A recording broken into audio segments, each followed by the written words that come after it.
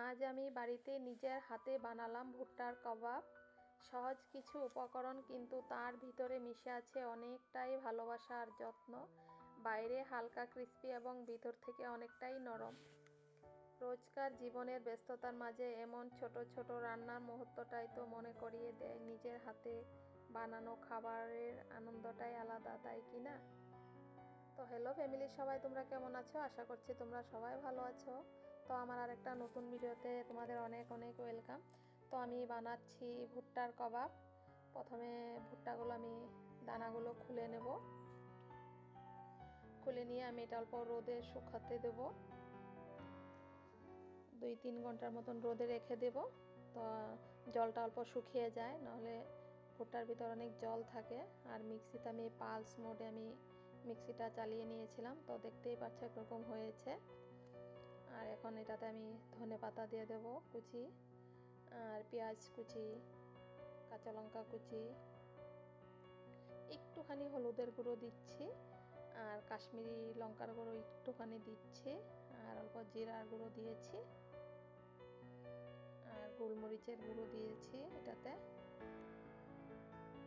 আর এখানটায় জিরা ভিজিয়ে রেখেছিলাম, এখন ভালো করে হাত দিয়ে আমি মেখে নেব। আর এখানটায় 2টো সিদ্ধ আলু আমি গ্রেটার দিয়ে গ্রেট করে দিয়ে দিয়েছি, তাতে বাইন্ডিংটা খুব ভালো আসে। তো দেখো আমার হয়ে গিয়েছে এটা। এখন আমি এটাতে চিড়াগুলো দিয়ে দেব।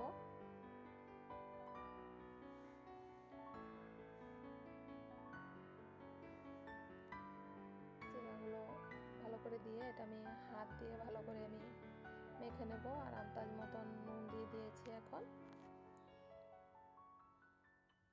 আর এটাতে অল্প বেসন আর চাউল গুঁড়ো দিয়েছিলাম, এটাতে কম হয়েছে, এখন আবার দিয়ে দিয়েছি আর অল্প বেসন আর চাউল গুঁড়ো, না হলে ভালো করে হবে না। এটা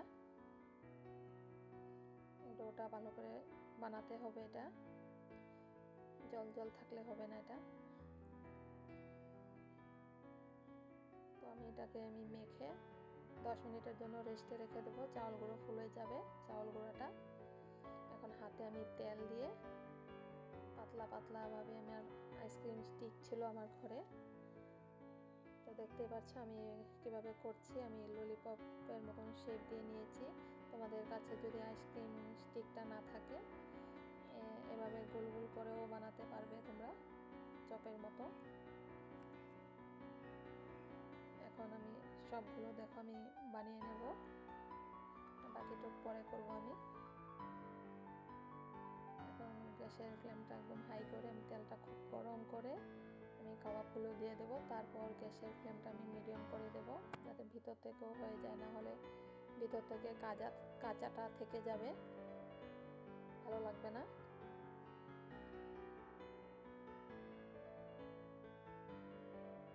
যখন ফার্স্টে দেবে গ্যাসের ফ্লেমটা একদম হাই রাখবে, তারপর মিডিয়াম করে দেবে।